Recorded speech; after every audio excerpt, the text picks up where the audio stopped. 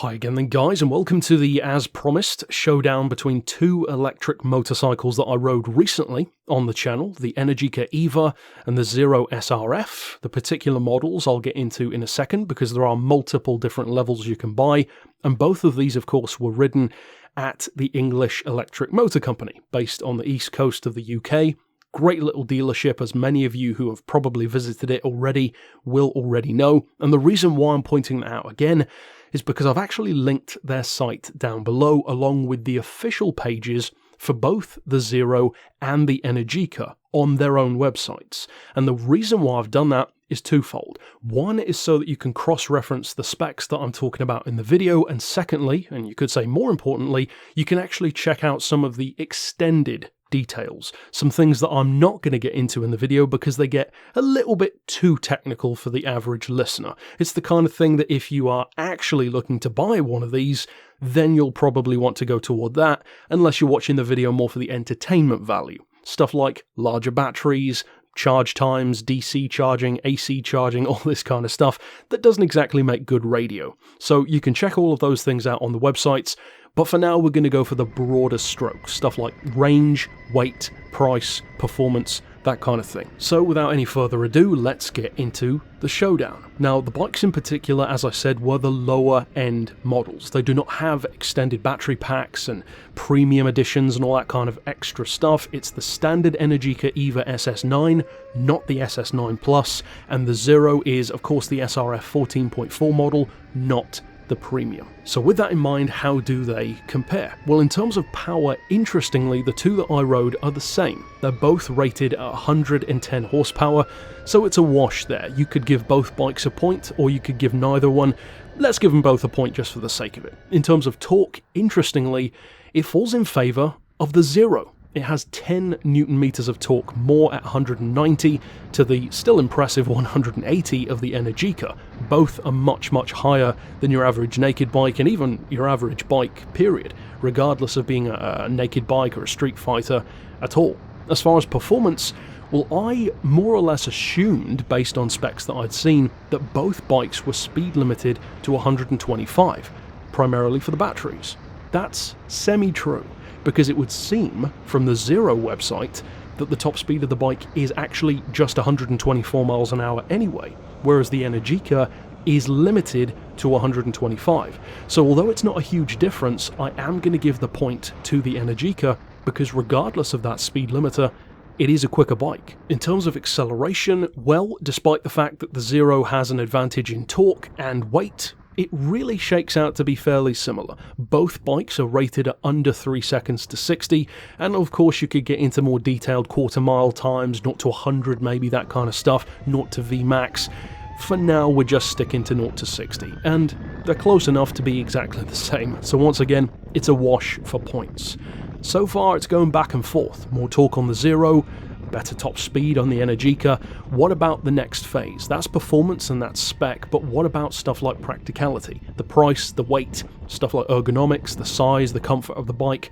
Well, let's get into that now. As far as the battery range, which of course is a crucial thing that you'll want to know about these bikes, once again though, not factoring in fast charging and larger packs, which the Zero really does hang its coat on, the standard maximum range of the Zero SRF is quoted from Zero themselves at 161 miles. On the Energica, it's rated at 100 miles. So that's a pretty big difference. In fact, the difference that makes means that one of these bikes is sub your average sport bike in terms of range, and one of them is better.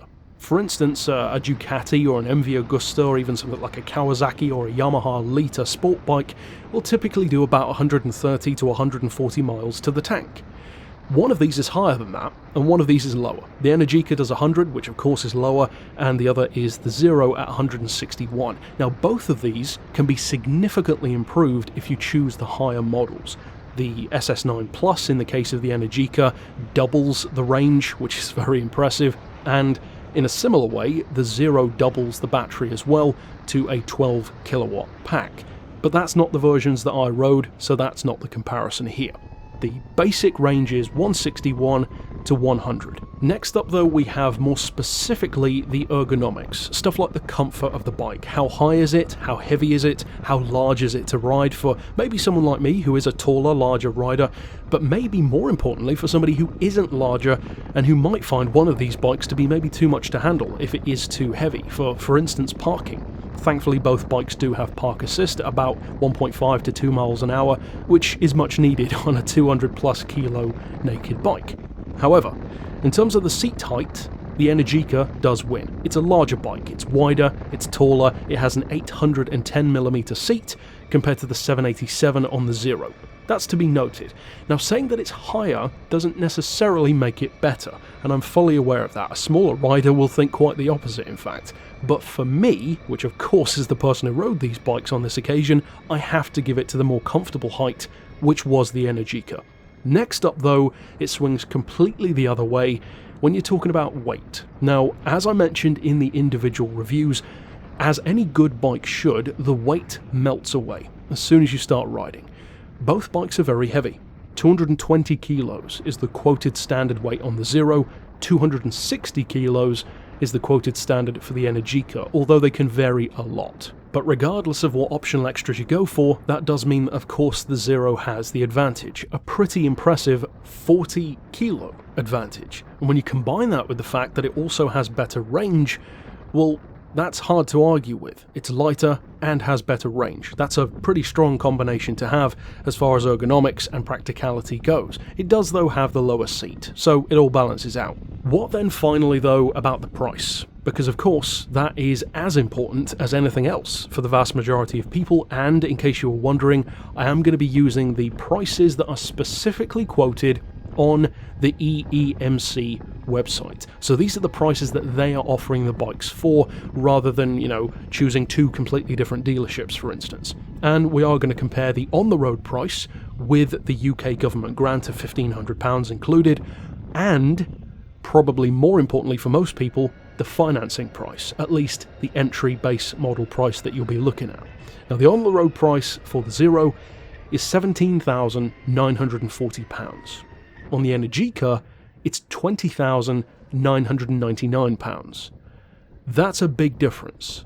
Considering how many advantages the Zero has, to be £3,000 cheaper is a pretty huge advantage. And unsurprisingly, the finance cost per month is also cheaper on the Zero, although the difference there is not as big as you'd think. Again, using the base model financing price on their website, it's £110 a month for the Zero, compared to £120 on the Energica. So when you look at it that way, it's actually not a huge difference. A tenner a month when you're already paying that kind of price probably won't bother too many people, but the on-the-road price is certainly a big difference.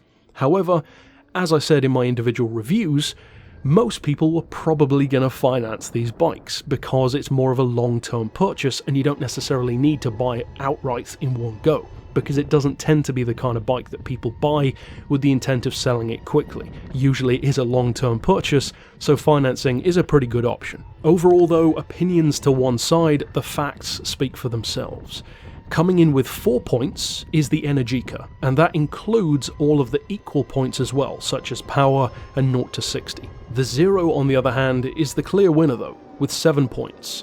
7 to 4 is not a bad difference, especially when they are equal in a number of ways, such as the acceleration, such as the power for instance, and they do kind of cancel each other out in a number of ways. More torque on the Zero, better top speed on the Energica, higher seat on the Energica, but a lower weight on the Zero, and of course a better battery range on the Zero, which will be a very, very major deciding factor, but as I said, that all depends on which model you choose.